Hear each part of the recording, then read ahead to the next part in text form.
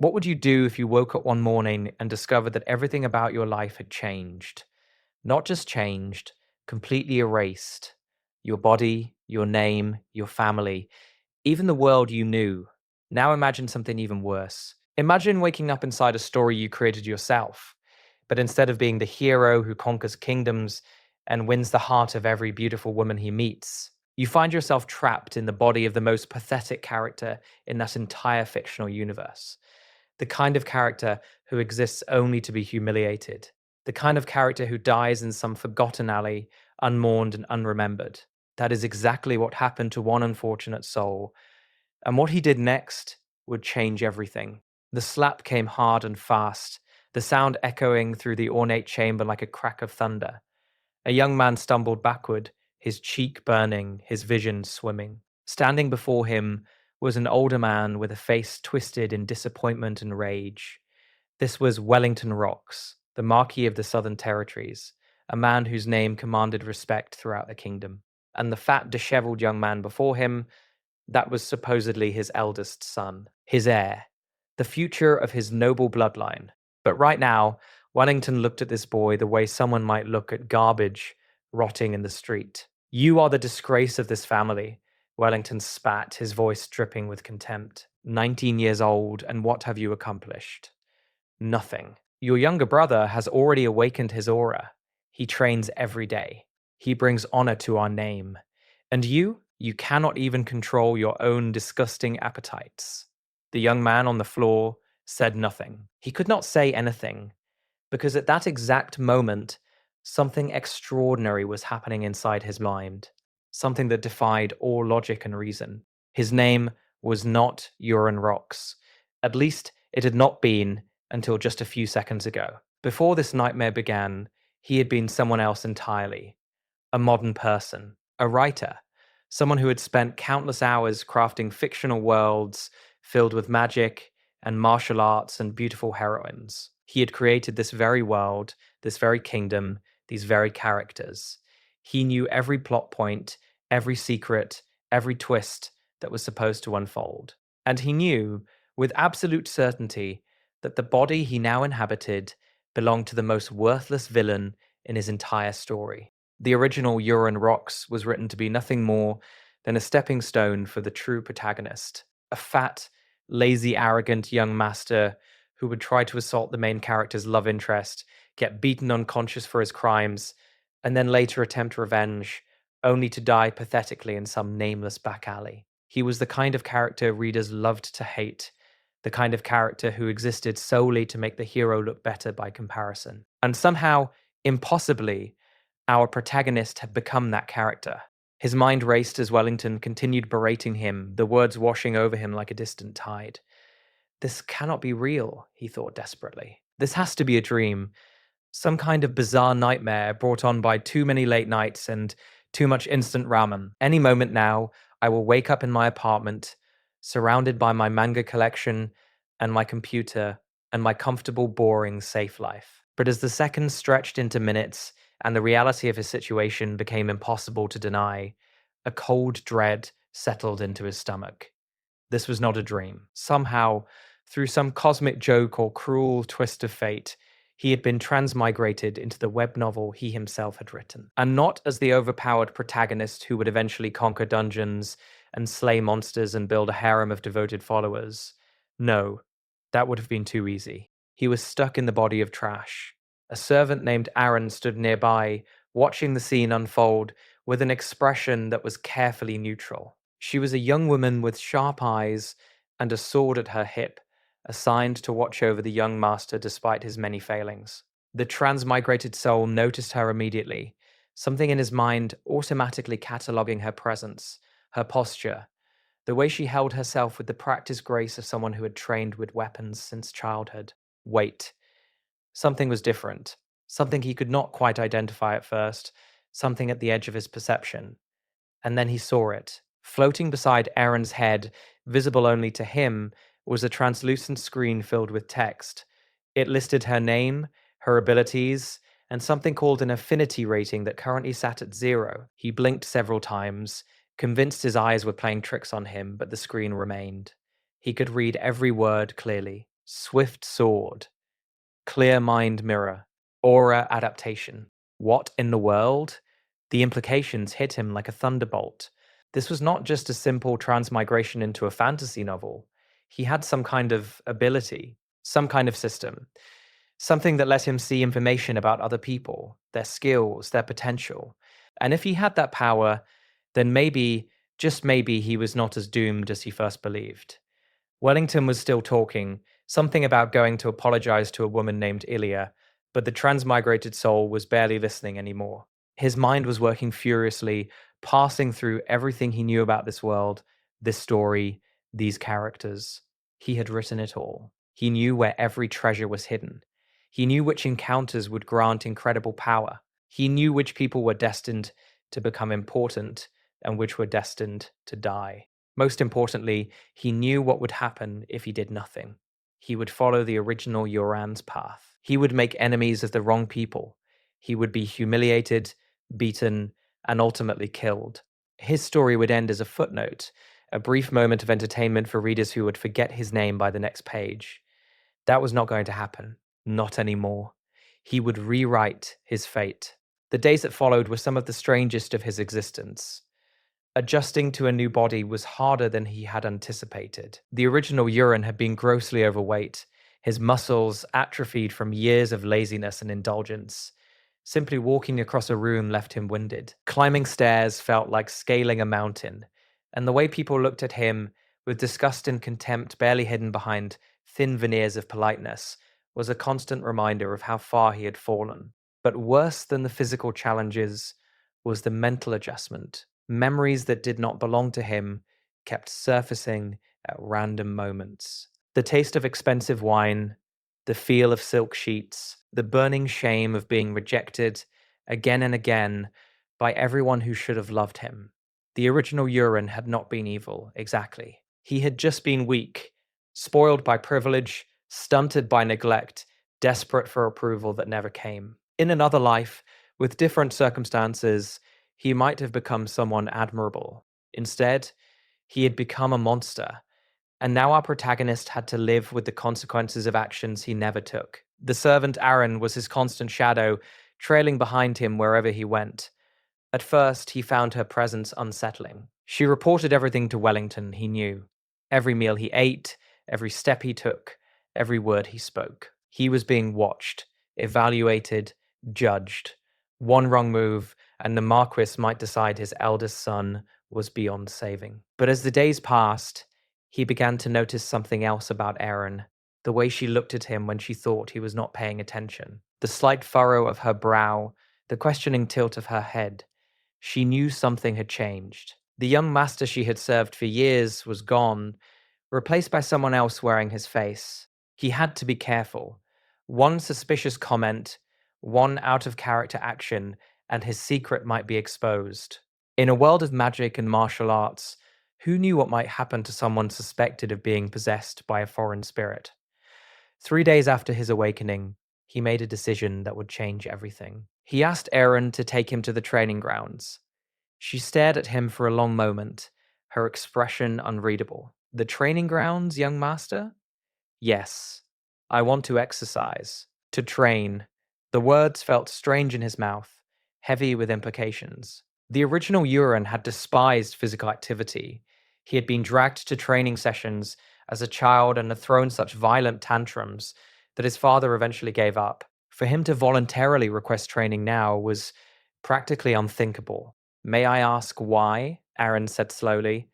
Because I want to change. He met her eyes directly, willing her to understand. I am tired of being who I was.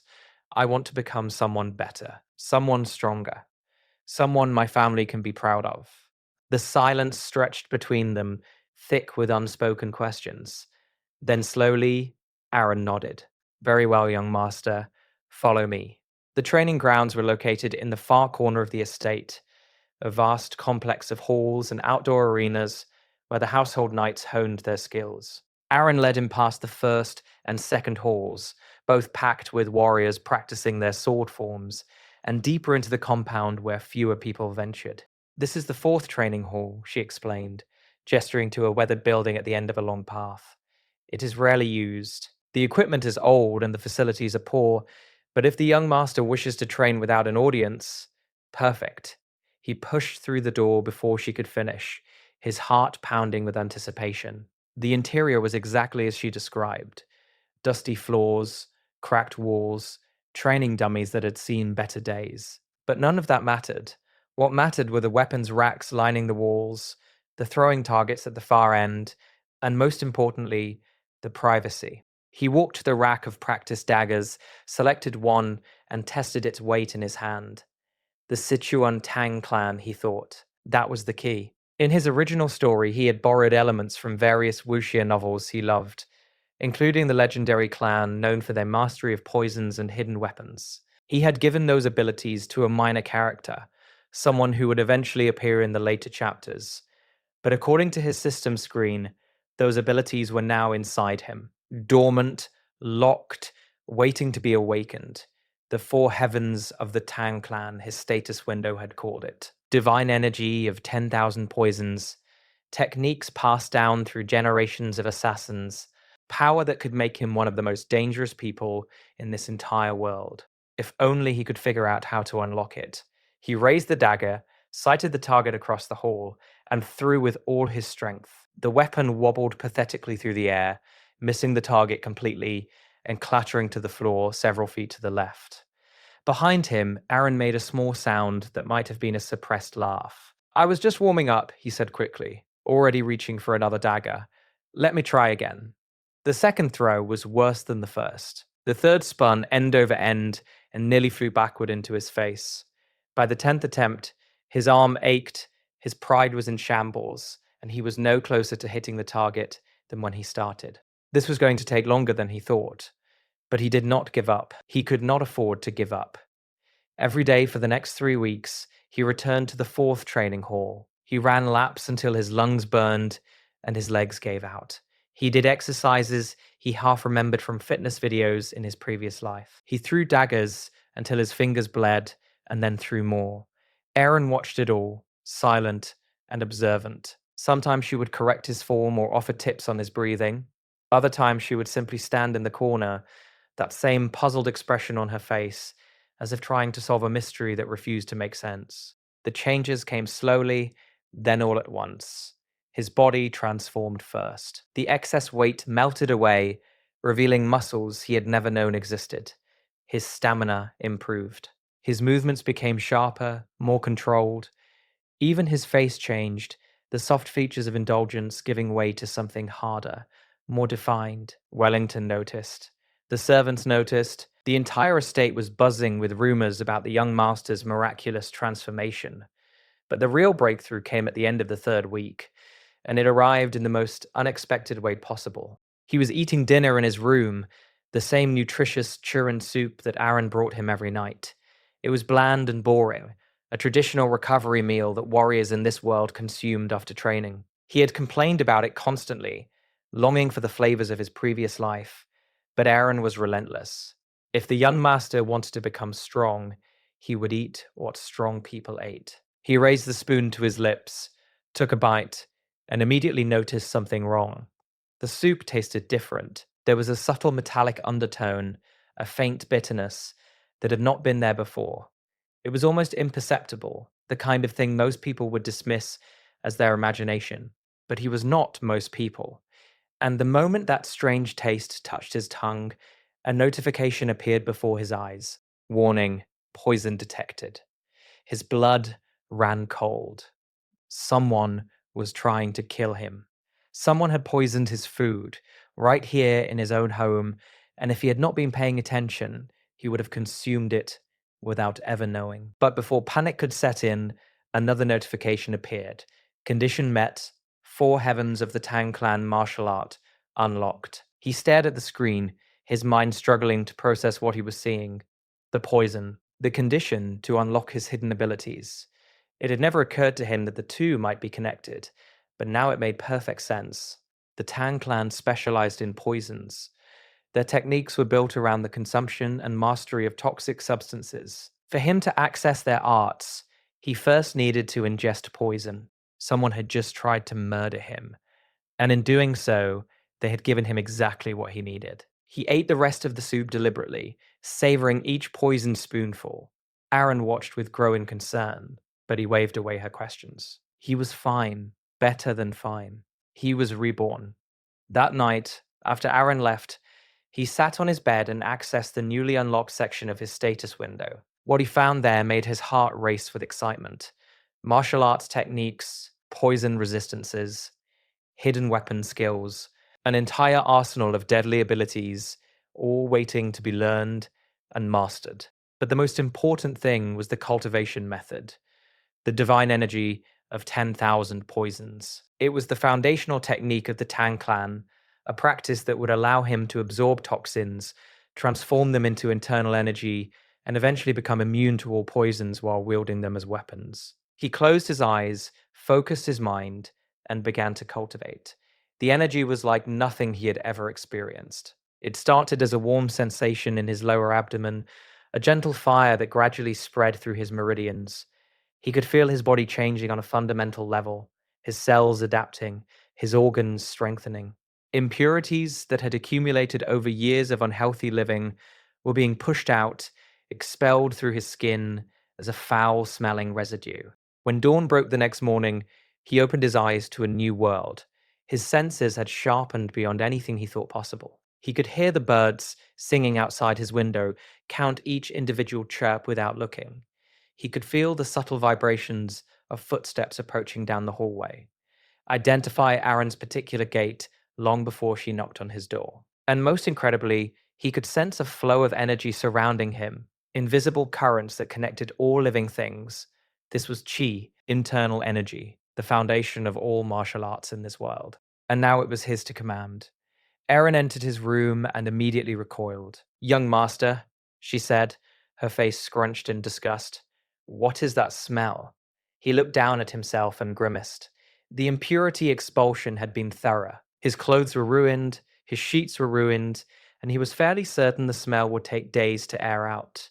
"I had a very productive night," he said simply. "I need a bath, and probably new furniture." She stared at him for a long moment, her sharp eyes taking in details he could not hide. The new definition in his muscles, the clarity in his gaze, the subtle aura of power that now surrounded him. "Young master," she said slowly, "what exactly did you do?" He smiled. "I took the first step toward changing my fate." The training hall felt different that morning. Everything felt different. As he picked up a practice dagger, he noticed immediately that his perception had shifted. The weapon's weight was precisely calculated in his mind. The target across the hall seemed closer, more defined. And when he drew back his arm to throw, he saw something that had not been there before, a targeting reticle, floating in his vision like something from a video game. A crosshair showing exactly where his dagger would land. He threw. The dagger flew straight and true, slamming into the center of the target with enough force to send splinters flying. Purple energy crackled around the impact point, the same energy he had been cultivating all night. Aaron's jaw dropped. "What," she breathed, "was that?" He turned to her with a grin that probably looked slightly manic. "That was a throwing technique I just learned. Want to see it again?" Before she could answer, he grabbed another dagger and threw, then another, and another. Each one hit dead center, each one infused with internal energy, each one demonstrating a level of skill that should have been impossible for someone who had only been training for 3 weeks. Aaron finally found her voice. "Young master, that is not possible. I have trained for 15 years, and I could not achieve such accuracy. How are you doing this?" He paused, considering his response carefully. The truth was too unbelievable to share. No one would believe that he had a special ability, that he could see targeting reticles and status screens, that he had accessed martial arts techniques from a legendary clan through nothing more than eating poisoned soup. They would think he was possessed, delusional, or worse. "I discovered a book," he said, the lie coming easily. "In the estate library, it fell from a shelf, and when I opened it, it was a magic tome. The knowledge inside was transferred directly to my mind." It was a plausible explanation in a world where such things existed. Magic tomes were rare but not unheard of, treasures left behind by powerful mages who wished to pass on their techniques. Finding one by accident would be considered incredibly fortunate, but not impossible. Aaron's eyes widened. A magic tome? Here in the estate? It vanished after I absorbed it. I suppose it had served its purpose.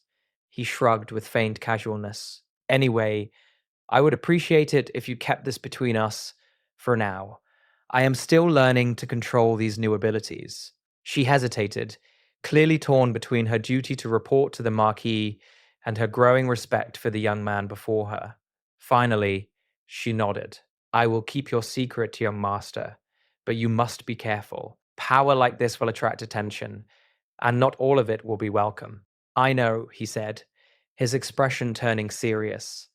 That is exactly why I need to keep training. I have a long way to go before I am ready to face what is coming. He did not tell her that he already knew exactly what was coming. The zombie invasions, the orc raids, the rising darkness that threatened to engulf the entire kingdom. He had written all of it, plotted every crisis and catastrophe that would befall this world. And somewhere out there, the original protagonist was just beginning his journey, a young man of destiny, blessed with incredible talent and fated to save everyone from destruction. A hero in the making. But this time, the story would be different. Because this time, the trash villain was not going to die in some nameless alley. He was going to survive. He was going to grow stronger. And maybe, just maybe, he was going to rewrite the ending entirely.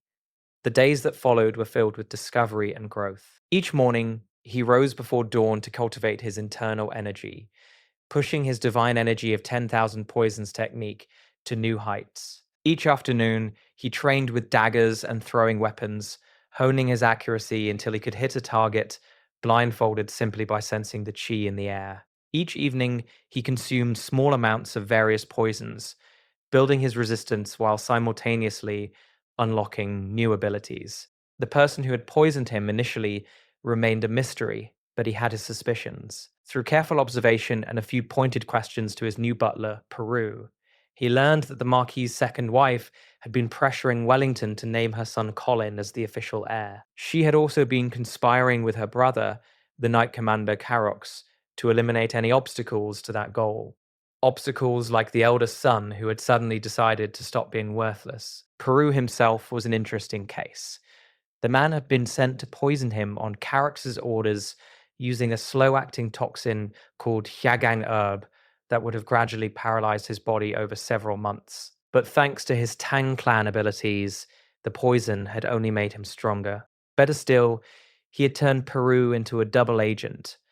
The method was simple but effective. He had confronted Peru with evidence of his poisoning, then offered him a choice: continue serving Carox and die from a fictional poison he claimed to have administered, or switch loyalties and eventually receive the antidote. Peru, having been enslaved by the living Tyne family since childhood and harboring no particular love for his current masters, chose survival. Now he had a spy in the enemy camp, a source of poisons for his training, and a butler who would do whatever he asked without question. The pieces were falling into place. But the real test of his abilities came when his father summoned him for a demonstration. Wellington had heard the rumors about his eldest son's transformation and wanted to see the proof for himself. If Euron could impress him, perhaps there was hope for the future of House Rocks after all. The challenge was simple on the surface: defeat a Borak. These were low-level monsters, aquatic creatures about the size of a large dog, covered in nearly impenetrable scales. They were typically used to test novice knights because they were dangerous enough to require skill, but not powerful enough to cause serious injury to someone with proper training. The catch was that Wellington expected him to use a sword, like any proper warrior of the Rocks family. But Euron had no intention of following tradition. I wish to use throwing weapons instead, he announced before the assembled crowd. Wellington's face darkened. Throwing weapons are the tools of bandits and assassins. No son of mine will disgrace himself with such vulgar techniques. Then let us make a wager, Euron replied, his voice calm despite the tension crackling through the air. If I can defeat the Borak with only daggers, you will allow me to manage my own training. If I fail, I will do whatever you command. For a long moment, his father stared at him with an unreadable expression. Then, slowly, a smile spread across his face. You have grown bold, my son. Very well. I accept your wager, but do not expect any mercy if you fail. The wizard on staff conjured the bow rack from thin air, the creature materializing in a flash of lightning. It was exactly as Euron had imagined when he wrote it into existence all those years ago. Smooth purple scales, stubby limbs, a face like a particularly angry fish. The crowd gasped at its appearance, many of them never having seen a real monster up close. Euron studied it with new eyes, his enhanced senses picking up details invisible to everyone else, the weak points, the gaps in its armor, the faint targeting reticle floating over the soft flesh beneath its left arm. The creature charged with a guttural cry, moving faster than its appearance suggested. But he had already moved, his body flowing through the positions of his draconic treasure steps, dodging the attack with centimeters to spare. His hand found a dagger, his chi surged, and he threw. The blade struck precisely where he intended, sinking deep into the Borak's vulnerable spot. The creature shrieked, stumbled, and collapsed in a heap. One throw, one kill. The crowd erupted into chaos. Wellington stood frozen, his eyes wide with shock. Around him, knights and servants were shouting, some in disbelief, others in celebration. The young master, who everyone had written off as hopeless, had just demonstrated a level of skill that most warriors spent years trying to achieve. But Euron was not finished. His father had already begun to protest, claiming the victory was pure luck, demanding a rematch with a more challenging opponent. And Euron, sensing an opportunity too good to pass up, accepted. This time, Wellington declared, you will face a knight. Clyde, step forward. A young man emerged from the crowd, tall and lean, with the build of someone who had dedicated his life to the sword. His expression was calm, but Euron could see the nervous energy in his movements, the uncertainty in his stance. This was Clyde, a minor character in his story who was destined to become one of the protagonist's most loyal companions, a berserker with hidden potential waiting to be unlocked. I will throw 3 daggers, Euron announced. If you can block all 3, you win. If any one of them touches you, I win. Agreed? Clyde nodded grimly and raised his sword. The first dagger flew like a bullet from a gun, powered by internal energy that Clyde could not see or sense. The impact against his sword sent him stumbling backward, his eyes wide with shock at the sheer force behind the throw. The second dagger came even faster, this time aimed at his sword hand. Clyde barely managed to deflect it, the blade skittering off his weapon and leaving a visible nick in the steel. By now, Clyde was trembling. He could feel something wrong with this situation, something that defied explanation. The young master before him was not using any technique he recognized. There was no aura, no visible martial art form, nothing that should have produced such devastating power. And yet here he was, struggling to survive against someone who had been a laughingstock mere weeks ago. The third dagger came slowly, unbelievably, impossibly slowly. Clyde stared at it, confusion overwhelming his fear. After the first 2 lightning-fast attacks, why would the young master throw something so gentle? Was he mocking him? Testing him? Playing some kind of game? He swung his sword with full force, intending to knock the dagger aside and prove that he was not to be underestimated. But the moment his blade touched the weapon, something unexpected happened. The dagger curved, it twisted around his sword like a living thing, slipping past his guard, and embedded itself in his shoulder with enough force to drop him to his knees. The crowd fell silent. Clyde knelt in the dirt, blood seeping through his clothes, his broken sword laying in pieces beside him. And standing over him, calm and composed, was the young master who everyone had once called trash. Wellington's voice cut through the silence like a blade. Enough. Euron, we need to talk in private. That conversation would change everything. But as Euron followed his father toward the estate, he allowed himself a small smile of satisfaction. He had taken another step forward. He had proven his worth. And somewhere deep inside, the system that guided him hummed with approval. The story was finally beginning to diverge from its original path. And this time, the trash villain was the one holding the pen. The conversation with his father went better than expected. Wellington was a practical man at heart, someone who valued results over tradition when it truly mattered. When Euron explained that he had discovered a magic tome, the Marquis accepted the explanation with only mild skepticism. More importantly, he honored the terms of their wager. From that day forward, Euron would manage his own training. He could develop his unconventional techniques without interference. And, as an additional reward for his impressive showing, he was granted permission to form his own small Knight Order. It was a significant concession. Knight Orders were prestigious units that represented the power and influence of noble houses. To command one, even a small one, was to hold real authority. The fact that Wellington granted this to his previously disgraced eldest son sent a clear message to everyone in the estate. Things had changed. Euron chose his first two knights carefully. Arryn was an obvious choice. She had been by his side since his awakening, watching his transformation with a mixture of awe and confusion. Her skills with the sword were exceptional, even if her current role as a butler wasted her potential. When he offered her a position in his knight order, she accepted without hesitation. Clyde was the second selection, and this one raised more eyebrows. The young berserker had just been publicly humiliated, defeated by throwing weapons in front of the entire household. Many expected him to hold a grudge. But Euron saw something different in Clyde. He saw potential. More importantly, he saw someone whose loyalty, once earned, would be absolute. When he approached Clyde with the offer, the young man fell to his knees immediately. "Young master," Clyde said, his voice thick with emotion, "I have misjudged you completely. That final technique, the way your dagger curved around my sword, it was unlike anything I have ever seen. You possess abilities far beyond what I imagined, and I suspect you have been hiding your true strength all along. I do not know why you chose to reveal yourself now, but I swear to you, if you accept me into your service, I will dedicate my life to supporting your cause." Euron blinked. This was not quite the response he had expected. "You think I was hiding my strength? It is the only explanation that makes sense," Clyde insisted. "No one could develop such skills in mere weeks. You must have been training in secret for years, waiting for the right moment to emerge from the shadows. Perhaps there is some conspiracy against the Marquis family?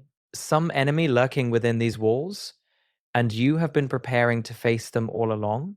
The earnestness in his voice was almost touching. Clyde had constructed an entire elaborate backstory to explain away the impossible, complete with secret training montages and hidden enemies. It was completely wrong, of course, but Euron was not about to correct him. "You are very perceptive," he said, with a straight face. "The truth will be revealed in time. For now, all I ask is your loyalty. You have it, young master. From this day until my last." And just like that, Euron had his second knight. Peru, the poisoner turned informant, was also officially added to his household, though in the capacity of butler rather than knight. The man's knowledge of toxins and connections to the underworld black market would prove invaluable in the days ahead. Already, he had begun acquiring rare poisonous herbs at Euron's request, each one consumed to further strengthen the divine energy of 10,000 poisons. With his team assembled, Euron turned his attention to the next phase of his plan, acquiring resources. The weapons he had purchased from Giranox, the struggling blacksmith in Asu Castle, had finally arrived. Two swords that appeared worthless to normal eyes, so heavy with dormant power that no ordinary person could lift them. But when Arryn picked up the Wind Spirit rapier, the blade sang in her hands, light as a feather and crackling with elemental energy. When Clyde tested the Fire Spirit longsword, flames danced along its edge, responding to his berserker aura as if recognizing a kindred spirit. They were not legendary weapons. Not yet. But in the hands of worthy wielders, they had the potential to become so. More importantly, Euron had convinced Giranox to close his failing shop and become the exclusive blacksmith of House Rocks. The man's ability to create demon weapons was incredibly rare, a talent that would be wasted crafting horseshoes and farming tools. Under Euron's patronage, he would have the resources and freedom to develop his true potential. But the most significant acquisition was something Euron had claimed for himself. Hidden in a rusty box of discarded tools, overlooked by everyone who had ever visited that forge, was an ancient dagger with no visible markings. To normal eyes, it was worthless junk, To his system-enhanced perception, it was something else entirely. Ains, the million-form blade. This was supposed to be the protagonist's signature weapon in his original story. A sentient ego sword capable of splitting into two parts, transforming into any shape its wielder could imagine. In the hands of the hero, it would become a symbol of hope and power, the blade that would eventually cut down the final villain. Now it belonged to Euron.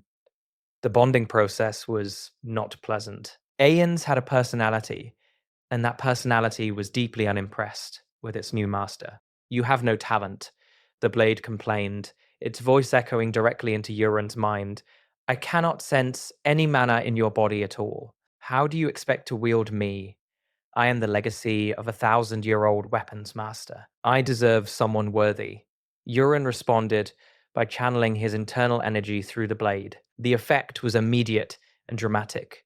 Ain screamed, an actual scream that seemed to vibrate through dimensional frequencies as the unfamiliar power flooded its spiritual matrix. "What is this? It burns. It's like nothing I have ever experienced." "That," Euron said calmly, "is chi, internal energy cultivated through martial arts.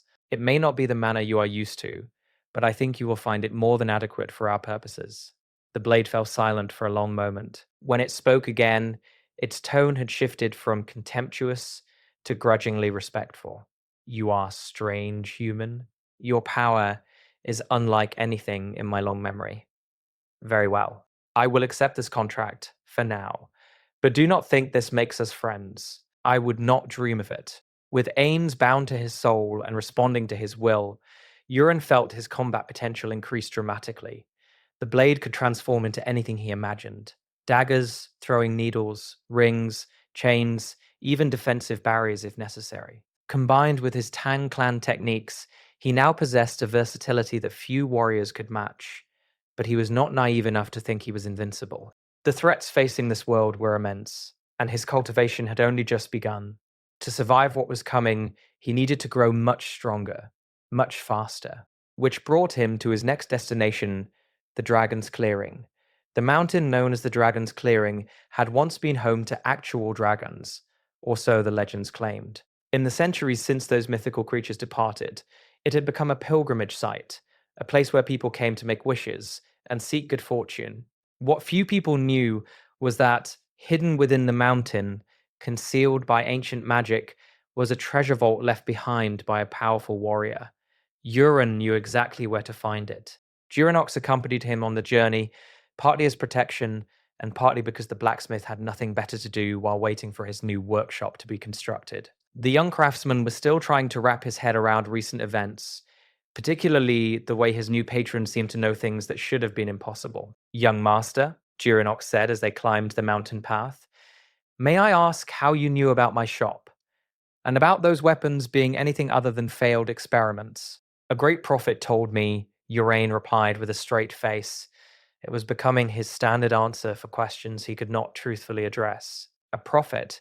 I did not know such people existed. They are very rare, and very cryptic. The one I consulted would only share knowledge in exchange for completing bizarre tasks." He paused, pretending to think. I had to eat an entire bowl of poisoned soup before he would reveal anything useful. Duranox nodded slowly, clearly filing this information away as one more inexplicable fact about his mysterious employer. "The world is filled with strange wonders, I suppose. You have no idea." They reached the false entrance to the treasure vault shortly after noon. It was exactly as Euron remembered describing it in his manuscript. A door shaped like a car portal, invisible to anyone who did not know exactly where to look. He pressed his palm against the hidden mechanism and felt ancient gears begin to turn. The door swung open, revealing a passage into darkness. "Wait here," Euron instructed Duranox. "There are traps inside that could kill us both if we are not careful. I know the safe path, but it is too narrow for two people." The blacksmith looked ready to argue, but thought better of it. "As you wish, young master. I will guard the entrance." Euron descended into the vault alone. The interior was exactly as he had imagined when writing this location into his story. Luminescent gemstones cast an eerie blue glow over walls carved with ancient symbols. The floor was patterned with pressure plates, each one connected to deadly mechanisms that would fill the chamber with fire if triggered. And at the heart of it all, resting on a pedestal of polished obsidian, was the treasure he sought. The warrior's jade.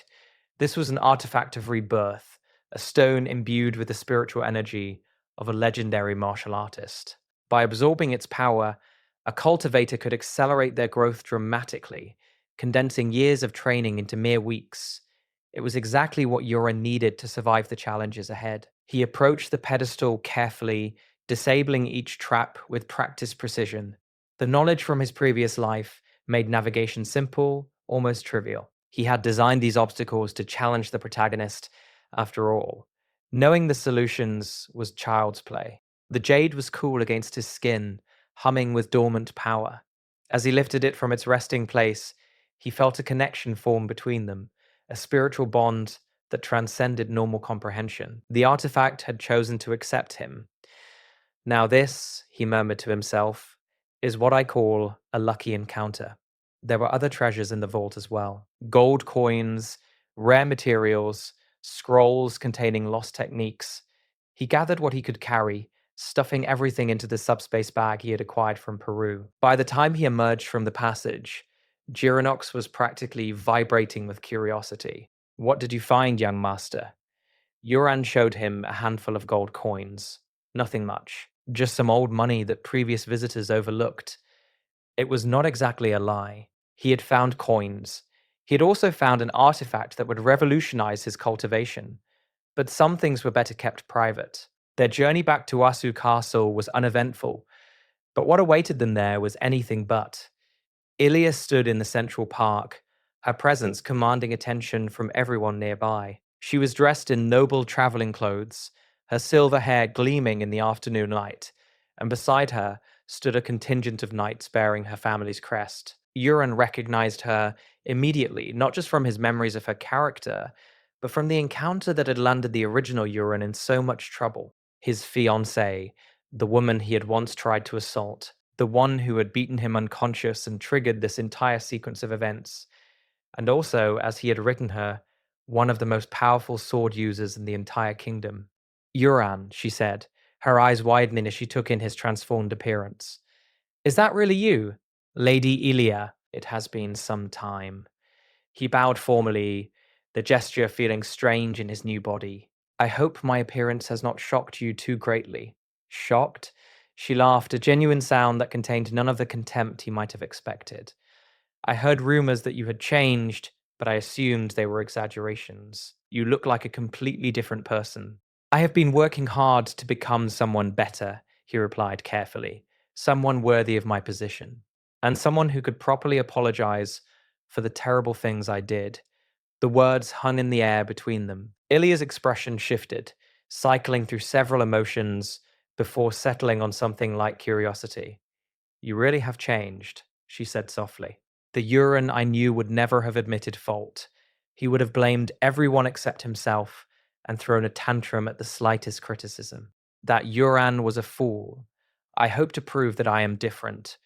She studied him for a long moment, her sharp eyes missing nothing. Then, slowly, she nodded. Very well. I will give you a chance to prove yourself. But know this, if you ever return to your old ways, if you ever do anything to make me regret this decision, I will not simply beat you unconscious. I will destroy you. I understand. Good. Her stern expression softened slightly. Now I have a request. My knights have been ordered to deal with an orc infestation near Asu Castle, and I find myself needing additional support. Would you be willing to accompany us? It would give you an opportunity to demonstrate these new skills I have heard so much about. Yoren's heart rate increased. This was the moment he had been preparing for. In his original story, this orc subjugation mission was where the protagonist first met Ilya, where he saved her life and began their romance. But without the protagonist present, the mission would go very differently. The orcs were stronger than anyone realized, led by a creature called Karuda, who could slaughter entire armies single-handedly. In his original outline, Ilya barely survived the encounter. Many of her knights did not. I would be honored to join you, he said, already calculating how to change that outcome. The journey to the Orc territory took most of the day. Euron rode beside Ilya at the head of the column, with Duranox trailing behind, looking increasingly nervous. The blacksmith had not signed up for monster subjugation when he agreed to join Euron's household, but to his credit, he did not complain. As they traveled, Euron observed the knights surrounding them. Most were competent fighters, veterans of numerous campaigns against the kingdom's enemies. But one face stood out among the crowd. A man named Musk, who served as commander of Ilya's 5th Night Division, who watched Euron with barely concealed hostility. His system revealed what normal eyes could not see: negative affinity, malicious intent, connections to unknown organizations. This was not a loyal soldier. This was a traitor waiting for his moment to strike. Euron filed the information away for later. They made camp at dusk, and Ilya divided her forces into search parties to locate the Orc village. Each group would scout a different area, returning with intelligence that would allow for a coordinated assault. It was standard military procedure, efficient and practical. It was also exactly what the Orcs were expecting. The first distress signal came an hour after the scouts departed. A red flare arcing through the darkening sky, the universal symbol for emergency. Then another, and another. Within minutes, flares were erupting from every direction, painting the horizon with crimson light. "Something is wrong," Ilya said, her hand moving to her sword. "Those signals should not be simultaneous." Unless the enemy knew we were coming," Euron finished. "Unless they have been hunting our scouts from the moment they separated." Her face went pale. "We need to move now." They rode toward the nearest flare signal, their horses pushed to their limits. What they found there stopped them cold. Bodies. Knights bearing Ilya's crest, torn apart with brutal efficiency. Their armor had been melted, their weapons shattered, their expressions frozen in terminal terror. Whatever had killed them had not shown mercy. "This is not the work of ordinary orcs," Aaron said quietly, her sword already drawn. "Something else is at play here." Euron knew exactly what that something was, but saying so would raise uncomfortable questions. Instead, he watched as Ilya gave orders, her voice steady despite the horror before them. She was a natural leader, someone who could keep her composure even in the worst circumstances. It was one of the qualities he had written into her character. They found more bodies at the second signal, and the third. Each scene was more gruesome than the last, each group of scouts completely wiped out.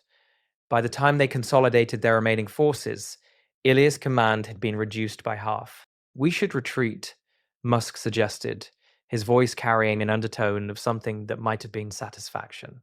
"Clearly, we have underestimated the enemy. Better to regroup and return with larger numbers than throw away more lives."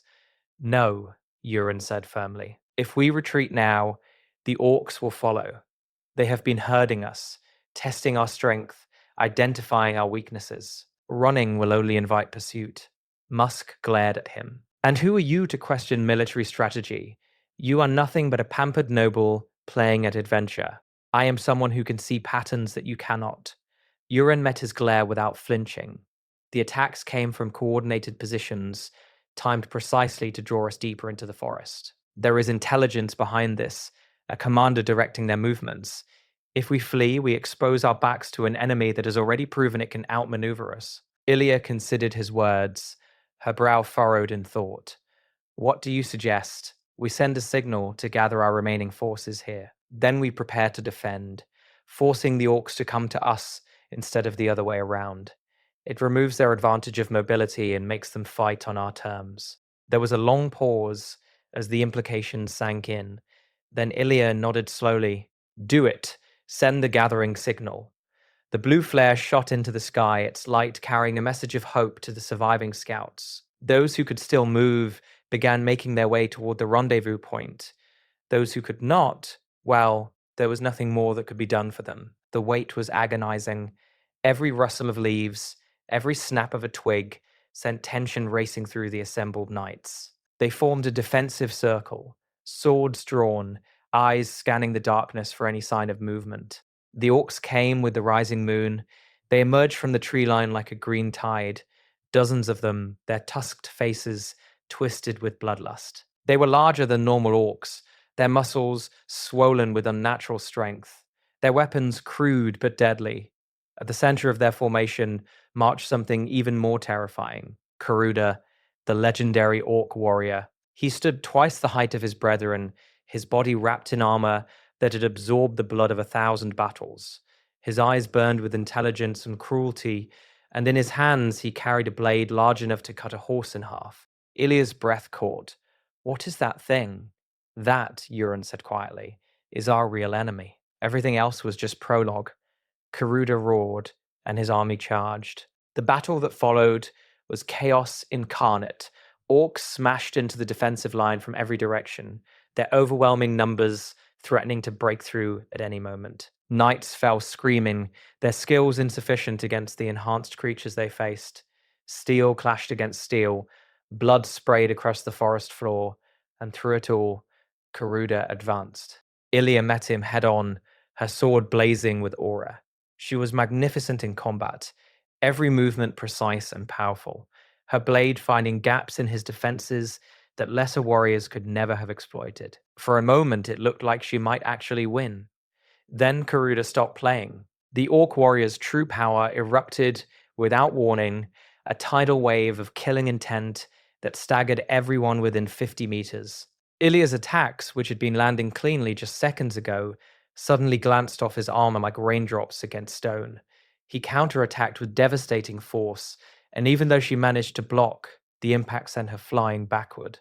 She crashed to the ground, her sword arm trembling, her face pale with shock. Around her, the surviving knights formed a desperate barrier, knowing they stood no chance, but unwilling to abandon their leader. Karuda laughed, a deep rumbling sound that contained no humor whatsoever. He raised his blade for the killing blow. Euron moved. He had been waiting for this moment, conserving his energy while the battle raged. Now, with Ilya's life hanging in the balance, he finally unleashed everything he had been cultivating. His first attack was the Black Iron Explosion, a technique that combined Ainz's transformation ability with his own internal energy. The sentient blade reshaped itself into a sphere of condensed power, launching toward Karuda's face like a cannonball. The orc swatted it aside contemptuously. The sphere detonated on impact, but the legendary warrior barely flinched. Interesting, Karuta growled, in heavily accented common. A human who fights with tricks, but tricks will not save you. Maybe not, Euron agreed, already preparing his next move, but they will slow you down. He threw another sphere, then another, each one targeting different parts of Karuda's body. The orc defended himself easily, his enhanced reflexes tracking every projectile. But defending took attention. It divided his focus. And while Karuda was busy swatting away attacks that could not truly hurt him, Euron was studying his defenses. The armor had a weakness, a gap beneath the left arm where the plates did not quite connect, the same kind of weakness that had let him defeat the Borak with a single throw. He needed to get there, but Karuda's guard was too tight, his movements too controlled. A direct attack would never penetrate, unless he made the orc drop that guard. Euron changed tactics, deliberately slowing his throws, making them obvious and predictable. Karuda's contempt grew with each easily deflected attack. This human was not a threat. This human was an annoyance. Why was he even bothering? That was when Euron struck. The final sphere flew gently, almost lazily, directly toward Karuda's face. The orc raised his sword to bat it aside, just as he had done a dozen times before. But this sphere was different. It curved. The bloody flower butterfly technique, the highest hidden weapon art of the Tang Clan, designed to bypass any defense. The sphere twisted around Karuda's blade, slipping through his guard like water through fingers, and detonated directly against the weak point beneath his arm. Karuda screamed. The explosion tore through his unprotected flesh, shredding muscle and cracking bone. His right arm went limp, the massive sword dropping from nerveless fingers. For the first time since the battle began, the legendary orc warrior staggered. Ilya saw her chance. Moving faster than should have been possible, she launched herself at the wounded creature, her sword blazing with the full power of her Sword Queen ability. Her blade found Karuda's throat. the orc fell. The remaining orcs, seeing their leader defeated, broke and ran. The surviving knights gave chase, cutting down as many as they could catch. By the time dawn broke over the forest, the battle was well and truly over. Ilya sat beside the massive corpse of Karuda, her breathing slowly returning to normal. Blood covered her from head to toe, some of it hers, most of it not. She looked exhausted, traumatized, and absolutely beautiful. How did you know? She asked quietly when Yurin approached. That technique at the end. How did you know it would work? He considered the question carefully before answering. I study my enemies, he said finally. I look for weaknesses that others overlook, and when I find them, I strike without hesitation. You could have been killed. That final attack of yours, if it had missed, then I would have died protecting someone worth dying for. She stared at him, something unreadable flickering in her eyes. Then slowly she reached out and touched his hand. Thank you, she whispered, for everything. It was not a declaration of love. It was not even a gesture of romance. But for someone who had once been the villain of this story, destined to die forgotten and alone, it meant more than words could express. He had changed the narrative. He had saved someone who was supposed to suffer. And in doing so, he had proven that his fate was his own to write. This was only the beginning. But perhaps we should go back and understand something crucial about those first days after the awakening. You see, becoming someone else is not like switching costumes. It is like drowning in another person's ocean while trying to remember how to breathe. Every morning for that first week, Yurin would wake up disoriented, reaching for a phone that did not exist, expecting walls that were not there. The memories of his previous life clashed constantly with the inherited experiences of the original body's owner. He would sometimes start a sentence in his native language, catching himself just before the strange words left his lips. He would reach for foods that did not exist in this world, crave entertainment that had never been invented here. The loneliness was crushing. In his previous life, he had not been particularly social. A writer by profession, he had spent most of his time alone with his creations, crafting worlds and characters that existed only in his imagination. But at least he had known that other people existed. He could have called someone if he wanted. He could have walked outside and seen familiar faces, heard familiar languages, existed in a context that made sense. Here, he was utterly alone with his secret. Aaron noticed the changes, of course. How could she not?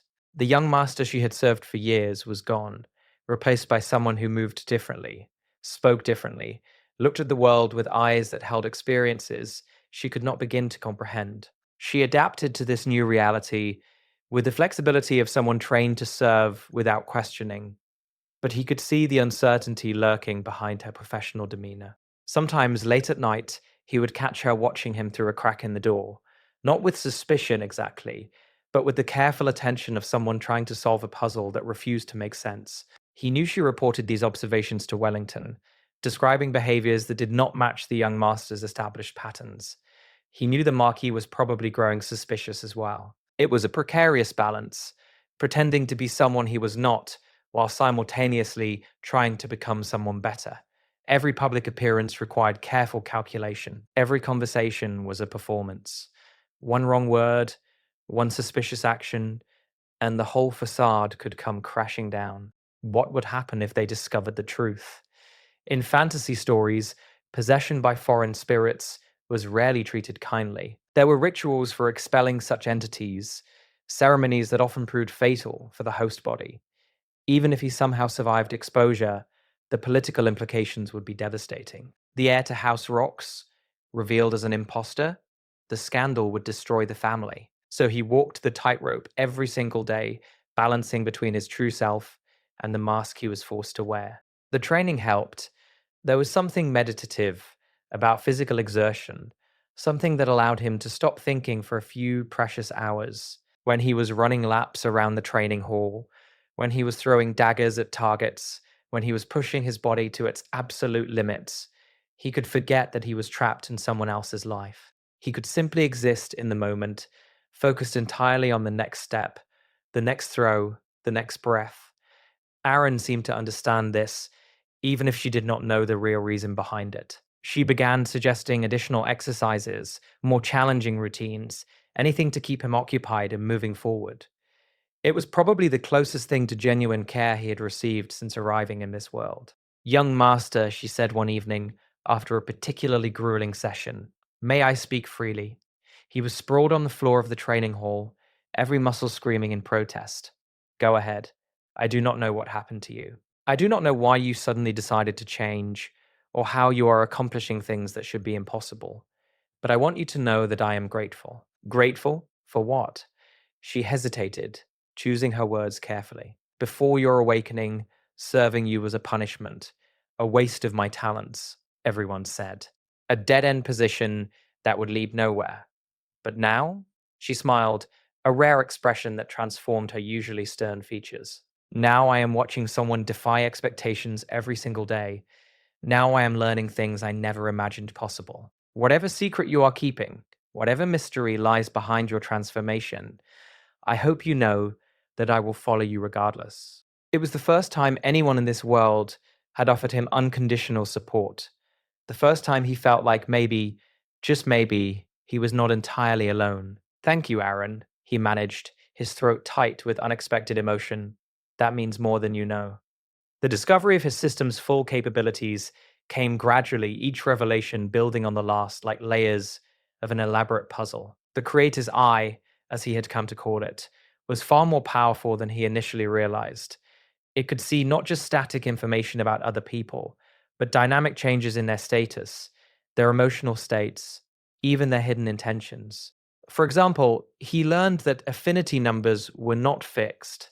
They fluctuated based on interactions, shared experiences, and perceived trustworthiness. When he helped Aaron master a new sword technique, her affinity increased. When he treated Peru fairly despite knowing about the poisoning, that affinity shifted from hostile to neutral. Every relationship in this world was quantifiable, analyzable, gameable. It was both liberating and disturbing. On one hand, it meant he could deliberately cultivate allies, identify potential enemies, and navigate social situations with unprecedented precision. On the other hand, it reduced human connections to numerical values, stripping away the mystery and spontaneity that made relationships meaningful. Was Aaron's loyalty genuine, or was it just a high affinity score? Did Ilya's growing interest reflect actual emotion, or merely parameters shifting in response to calculated actions? He tried not to think about it too deeply. The philosophical implications of living in a world he himself had created, populated by characters whose existences were quite possibly artificial, was a rabbit hole he was not prepared to descend. Better to focus on practical concerns, like survival. The system also revealed information about the wider world that his previous knowledge had not covered. His original story had been unfinished, abandoned partway through when real life demands intervened. He knew the major plot points, the significant characters, the general shape of the narrative. But there were gaps, entire regions, and events that existed only as rough outlines in his memory. These gaps were being filled in by the system, which seemed to have access to a complete version of the world that surpassed anything he had actually written. Locations he had only mentioned in passing now had detailed histories and populations. Characters who had been one-dimensional extras now possessed complex backstories and motivations. The world had become richer, more alive, more real than he had ever imagined. Or perhaps it had always been this way, and his original writing had merely captured a fragment of a much larger whole. The metaphysical implications of that possibility were equally disturbing. One thing the system made abundantly clear was the timeline of upcoming events. The zombie outbreak that had been ravaging the northern borders in the opening scene of his story was just the beginning. Larger threats were gathering, cosmic forces that would soon descend upon the kingdom and challenge everything its inhabitants held dear. If he did nothing, if he simply focused on his own survival and ignored the bigger picture, everyone and everything he had come to care about would be destroyed. The original protagonist was supposed to handle all of this, of course. That nameless hero with incredible talent and impossible luck, destined to gather powerful companions and ultimately save the world from destruction. But Uran had already begun changing the story.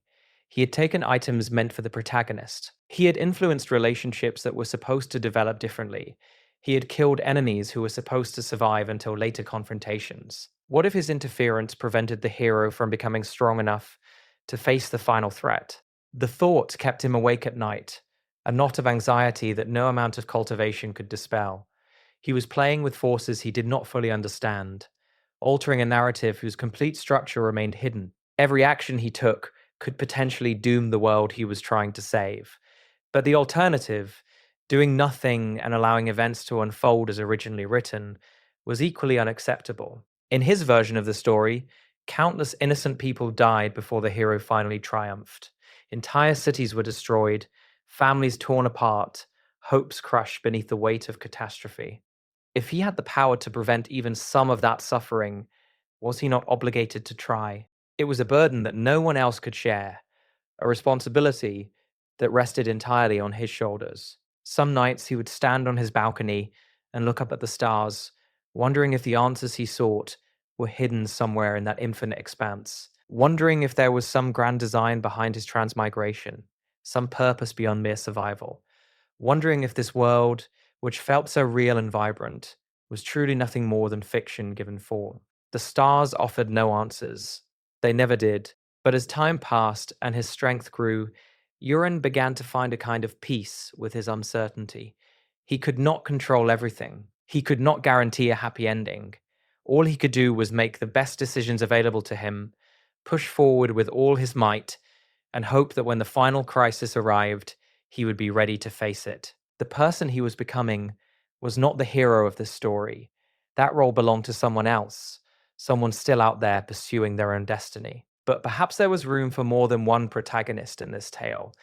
Perhaps a reformed villain could stand alongside the chosen one and make a difference. Perhaps his story was worth telling after all. The day he left the estate for the second time, heading toward the magic tower that would transport him to Asu Castle, Yuran paused at the gate and looked back at the home he had come to accept as his own. The massive structure loomed against the morning sky, its ancient stones weathered by centuries of sun and storm. Somewhere inside, his father was probably working on estate business, managing the endless details that kept House Rocks running smoothly. Wellington had changed too, in subtle ways that most people probably did not notice.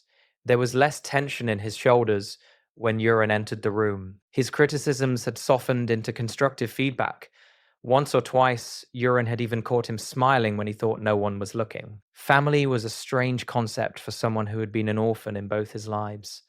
The memories he inherited from the original Uran were filled with rejection and disappointment, a childhood spent desperate for approval that never came. But now, slowly, tentatively, something new was beginning to form. Not the toxic dysfunction of the past, but something healthier, something with potential. It was worth protecting, all of it. The family, the estate, the people who had chosen to believe in him despite all evidence to the contrary. He turned away from the gate and continued walking toward his destiny. Whatever challenges lay ahead, whatever enemies he would face, whatever sacrifices he would be required to make, he would meet them head on, because that was what heroes did. Even unlikely heroes who had started out as villains, even former losers who had been given one final chance to prove themselves. The path stretched out before him, winding through forests and over mountains, leading toward encounters he could not fully predict and battles he might not survive. But for the first time since his transmigration, Uran felt ready. Not confident exactly. Confidence was for people who did not understand how much could go wrong, but ready. Ready to fight. Ready to grow. Ready to become the person this world needed him to be. And somewhere in the distance, thunder rumbled across the sky, as if the universe itself was acknowledging the beginning of a new legend. The magic tower stood like a needle piercing the heavens, its crystalline surface catching the sunlight and scattering it into 1,000 rainbow fragments. Uran had seen it before during his first journey to Asu Castle, but the sight still took his breath away. This was power made manifest, technology so advanced it was indistinguishable from miracle. The receptionist recognized him this time, her eyes widening slightly as she processed his transformation. The overweight, disheveled young master who had paid 50 gold for passage several weeks ago had been replaced by someone lean, confident, and radiating an aura of controlled strength. "Lord Rocks," she said, her professional smile becoming genuinely warm. "It is good to see you again." "The same destination as before?" "Not quite. I need to go to the capital this time." Her eyebrows rose slightly. The capital was much farther than Asu Castle, requiring more magical energy and costing considerably more. But she recovered quickly, ever the professional. "Of course, my lord. The fee will be 100 gold. If you could sign the registry." He paid without complaint, using the alias Polon once again. Some habits were worth keeping, especially when anonymity might prove valuable. The portal room was just as beautiful as he remembered, though this time he took more time to appreciate the intricate magical formations carved into the walls. These runes were the foundation of transportation magic, ancient knowledge that had been passed down through generations of mages. In his original story, he had never explained how they worked. They simply did, because the plot required it. But being here, standing inside the actual chamber, he found himself curious about the mechanics. How did the magic know where to send people? What happened to matter during the teleportation process? Were there risks involved that the public was not told about? Questions for another time. Right now, he had more pressing concerns. The lightning strike that marked successful transportation was just as disorienting as before, leaving him momentarily dizzy as reality reassembled itself around him. When his vision cleared, he was standing in a completely different location, surrounded by architecture that dwarfed anything he had seen before. The capital city. Even prepared by his memories and system information, the scale of the place was overwhelming. Towers that scraped the clouds, streets wider than entire buildings in smaller towns, a constant flow of humanity, more people in a single glance than he would have seen in a month back home. This was the heart of the kingdom, the center of political power and economic activity, a place where fortunes were made and destroyed in the span of an afternoon. Somewhere in this vast urban sprawl, the original protagonist was probably having his own adventures, collecting powerful artifacts, gathering loyal companions, stumbling into the encounters that would shape him into the hero destiny demanded. Their paths would cross eventually. The narrative threads were too deeply entangled for them to avoid each other forever, but that confrontation was for another day. Right now, Yuren had different objectives. He had come to the capital for 3 reasons. First, to gather intelligence about the political situation, understanding which factions held power and how they might react to the coming crises. Second, to acquire resources that were unavailable in the provinces, rare materials and texts that would accelerate his cultivation. And third, most important of all, to locate a specific individual whose abilities would prove essential in the battles ahead. The healer known as the Azure Sage. In his original story, this character had appeared late in the narrative, a mysterious figure who could restore even the most grievous injuries and purify the most deadly poisons. She had been crucial to the protagonist's survival during several key battles, her healing abilities turning certain defeat into hard-won victory. But according to Yuren's system, she was currently in the capital, still obscure and unrecognized, practicing her craft in a small clinic near the Eastern District. If he could find her, recruit her, add her to his growing network of allies, the advantage would be immeasurable. The hunt began. He spent 3 days searching, following leads and asking careful questions, gradually narrowing down the location of the healer's clinic. The city was a labyrinth of streets and alleys, each district with its own culture and customs, each neighborhood guarded by its own unwritten rules. Navigating it required patience, diplomacy, and occasionally a willingness to apply subtle pressure. His Tang Clan abilities proved unexpectedly useful in this environment. The paralysis poison, applied in trace amounts through brief contact, could loosen stubborn tongues. The soul disintegration mist could create confusion and fear that made people eager to cooperate. He never seriously harmed anyone, but the tools were there if needed. Finally, on the 4th day, he found it. A modest building tucked away on a quiet street, marked only by a small sign depicting crossed herbs. The Azure Sage's Clinic. He pushed open the door and stepped inside. The interior was exactly what he expected from a healer's workplace. Shelves lined with medicines and ingredients, a treatment table covered in clean white cloth, the smell of dried herbs hanging in the air. And sitting behind a simple desk, looking up from a book she had been reading, was the healer herself. She was younger than he had imagined, barely older than himself, with hair the color of a summer sky and eyes that seemed to see right through pretense. Her system profile confirmed her identity and revealed abilities that made Uran's breath catch. Azure restoration, life force manipulation, poison purification at master level. This was the ally he needed, the partner who could cover his weaknesses and amplify his strengths, the healer whose presence could mean the difference between survival and destruction. "Welcome to my clinic," she said, her voice soft but carrying an undercurrent of something more. "My name is Sarah. How may I help you today?" Uran smiled, preparing the speech he had rehearsed for this moment. This was not a conversation he could afford to botch. The future might very well depend on what happened in the next few minutes. "My name is Uran Rox," he said, stepping forward, "and I believe we have a great deal to discuss." Outside the clinic windows, the sun continued its slow journey across the capital sky, indifferent to the momentous meeting taking place below. History was being written, one conversation at a time, in ways that no one could fully predict. And somewhere, watching from a dimension beyond normal perception, a system hummed with quiet satisfaction. The story was progressing. The pieces were falling into place, and the trash villain, who had been given a second chance, was finally becoming something worthy of the narrative he inhabited. This was only one moment in an epic that would span continents and shake kingdoms. But sometimes, the most important stories begin with a simple introduction and a willingness to believe that change is possible. The aftermath of the battle brought both celebration and mourning. More than half of Ilia's knights had fallen during the Orc attack, good men and women whose names would be added to the long list of heroes who died serving the kingdom. Their bodies were recovered and prepared for proper burial, their sacrifices honored with the respect they deserved. But amidst the grief, there was also victory to acknowledge. Karuda was dead. His reign of terror ended permanently. The Orc threat to Asu Castle had been neutralized, at least for now. And the young man who everyone had once called the family's greatest disgrace had proven himself a warrior worthy of respect. News of the battles spread quickly.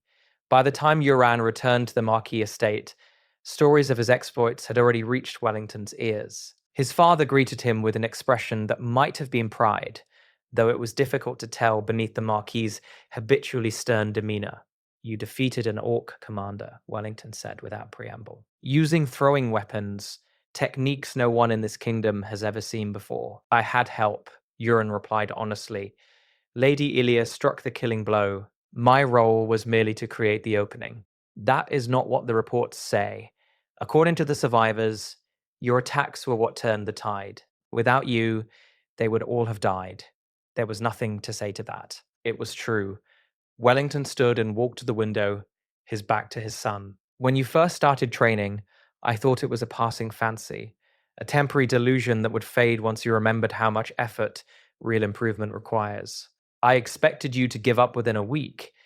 I surprised you. You did more than that. You exceeded every expectation I had ever held for you." He turned, and for the first time in Urin's memory, there was genuine warmth in the Marquis's eyes. "I am proud of you, my son. Truly proud." The words hit harder than any physical blow Urin had ever received. In his previous life, he had never known his father. In this life, the father he inherited had shown nothing but disappointment and contempt. To hear Wellington express pride, to see that expression on his face, was overwhelming. "Thank you," he managed, his voice rougher than intended. "That means more than you know. I have made arrangements for your celebration tonight. The entire estate will attend. It is time everyone sees what the eldest son of House Rox is truly capable of." The celebration was everything Uran had not expected. Tables laden with food, musicians playing in the corners, nobles and servants alike mingling in an atmosphere of genuine joy. He was the center of attention, bombarded with congratulations and questions from people who had once sneered at his very existence.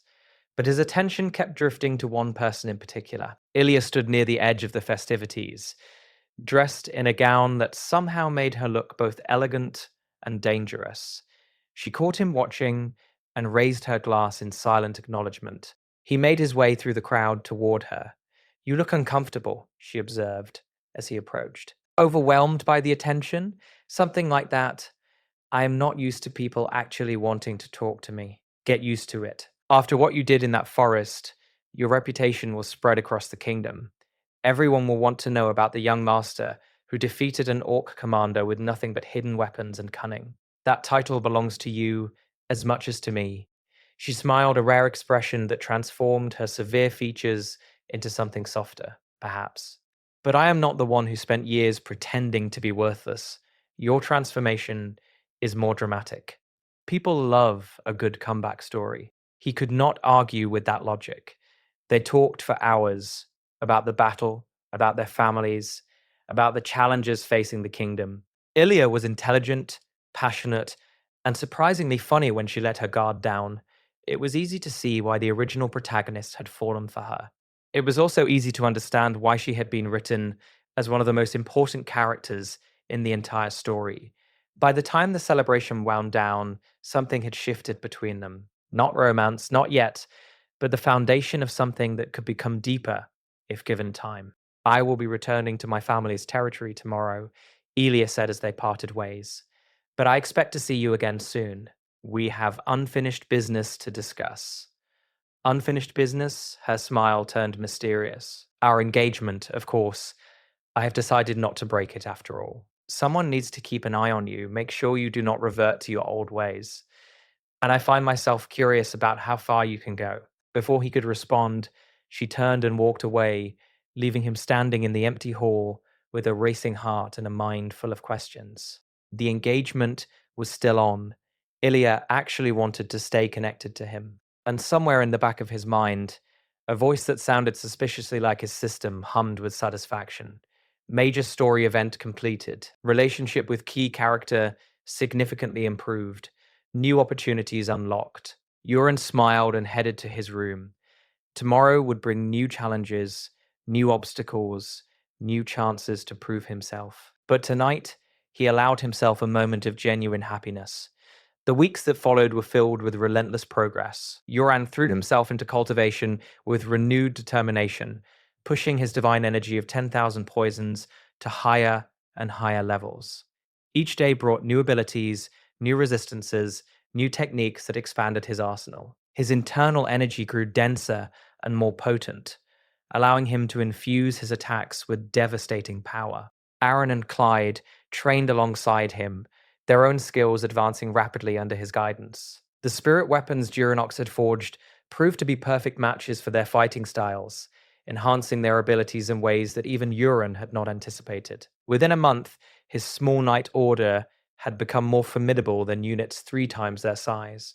Peru continued his role as informant, feeding Uran valuable intelligence about the plots being woven against House Rocks. The conspiracy involving Wellington's second wife and the Knight Commander Carrax had not disappeared simply because Uran had grown stronger.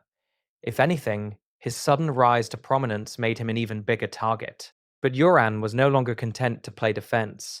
He had access to information that his enemies could never anticipate. He knew every move they would make before they made it, and he was preparing countermeasures that would leave them wondering how everything fell apart so quickly. The confrontation with Carrox came on a winter evening, when the commander tried to ambush Uran during a supposedly routine patrol. A dozen armed men, hidden along the path, waiting for the perfect moment to strike. They never got the chance. Uran felt their presence the moment he entered the kill zone, his enhanced senses detecting the subtle disturbances in the surrounding chi. He did not slow down, did not reveal that he knew. Instead, he continued walking until he reached the center of the ambush. Then he stopped. "You can come out now," he called into the darkness. "I know you are there." Carrax emerged from the shadows, his expression a mixture of surprise and contempt. "How did you know? I can feel hostility. It radiates from your men like heat from a fire." Uren turned to face him directly. "Tell me, Commander, was poisoning my food not enough? Did you have to resort to assassination as well?" Carrox's face went pale. "You knew about the poison?" "I knew about everything. The Hyagang herb, the contact with Lady Ka, the plan to eliminate me before I could become a threat to your precious heir apparent." Uren's voice was calm, almost bored. Did you really think I would not notice? Did you believe me to be that oblivious? It does not matter what you know, Karok snarled, recovering his composure. You are surrounded by a dozen trained killers. Even if you somehow survive, your word means nothing against mine. The Marquis will never believe his worthless son over his trusted commander. You are right about one thing. My word alone would mean nothing. Euron smiled coldly. But Peru's testimony, combined with the evidence he gathered on your orders, will be quite convincing. Carox's face went from pale to ashen. Peru? But he works for me. He would never. He works for whoever offers him the best chance at survival. And you should know, Commander, that betrayal cuts both ways. The ambush dissolved into chaos. Carox's men, realizing they had been outmaneuvered, began to scatter. Some tried to attack anyway, only to be cut down by Aaron and Clyde, who had been tracking the assassins all along. Others surrendered, hoping for mercy they would not receive. Carox himself made a desperate charge at Euron, his sword swinging with killing intent. It was the last mistake he ever made. Euron did not even need to move. A simple gesture sent a wave of paralysis poison flowing through the air, invisible and undetectable to anyone without his specialized perception. Carox froze mid-step, his body locked in place, his eyes bulging with terror. You threatened my life, Euron said softly, walking closer. You conspired against my family. You sent assassins to murder me in the dark. He leaned in, close enough to whisper. And now you will answer for everything. Carox tried to speak, tried to beg, but his mouth would not obey. He could only watch helplessly as Euron turned and walked away, leaving him paralyzed in the darkness for the Marquis's guards to find. The aftermath was swift and brutal. Wellington, presented with overwhelming evidence of the conspiracy, stripped Carox of his rank and had him imprisoned pending trial. Lady Carr fled the estate in disgrace, her schemes exposed for all to see. And Colin, the would-be heir who had been positioned to replace Euron, found himself suddenly without support or prospects. The threat to House Rocks had been neutralized, but more importantly, Yoran had proven something to himself. He was no longer the helpless villain destined to die in an alley. He was a player in this game, someone capable of protecting what mattered and defeating those who stood against him. But his journey was far from over. Beyond the borders of the kingdom, greater threats were gathering. The zombie invasions he had written into his story were still coming. The dark forces that would challenge the entire world had not been stopped. And somewhere out there, the original protagonist was continuing his own adventure, unaware that the story he inhabited had already begun to change. Euron stood on the balcony of his room, looking out over the lands that would one day be his responsibility. The weight of knowledge pressed down on him, the awareness of everything that was still to come. But instead of despair, he felt something else. Purpose. Determination, a fierce desire to prove that even a trash villain could become something more. He had been given a second chance at life. He would not waste it. As the sun set over the horizon, painting the sky in shades of gold and crimson, Euron allowed himself to dream of battles yet to be fought, of allies yet to be gathered, of a future that he would write with his own hands, one chapter at a time. The loser who reincarnated into the body of another loser had finally stopped being a loser. And this was only the beginning of his legend. If you enjoyed this story and want to see what happens next as our protagonist faces even greater challenges, makes more powerful allies, and unlocks the true potential of his Tang Clan abilities, make sure to smash that like button and subscribe to the channel. Every like and subscription helps us bring you more epic manhwa content just like this. Drop a comment below telling us what you think Euron should do next. Should he confront the original protagonist? Should he seek out more hidden treasures? Should he focus on cultivating his internal energy to even higher levels? Let us know your thoughts. Until next time, stay legendary.